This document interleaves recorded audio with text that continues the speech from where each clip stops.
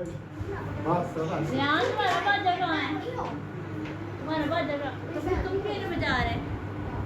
मैं सारी वीडियो बना के चलो छुट्टियां तो लेके आओ